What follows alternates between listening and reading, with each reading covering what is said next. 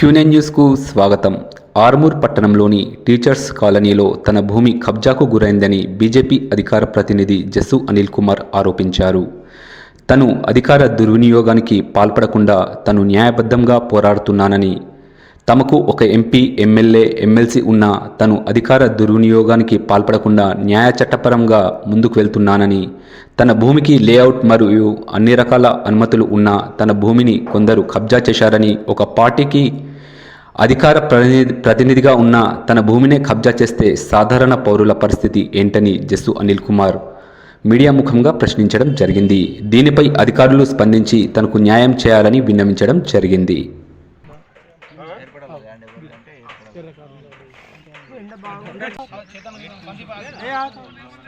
నా పేరు జస్సు అనిల్ కుమార్, భారతీయ జనతా పార్టీ జిల్లా అధికార ప్రతినిధి, అదేవిధంగా న్యాయవాదిగా పనిచేస్తుంటాను.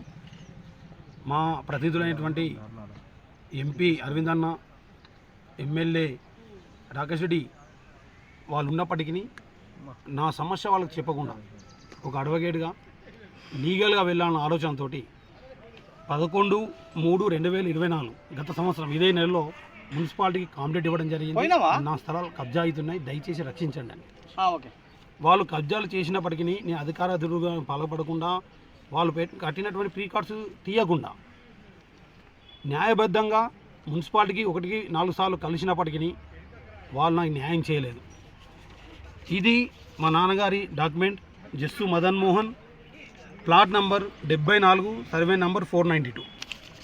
అదేవిధంగా ఇది మా అమ్మ యొక్క పేరు మీద ఉన్నటువంటిది sale deed J Meerabai, survey number 492, plot number 89.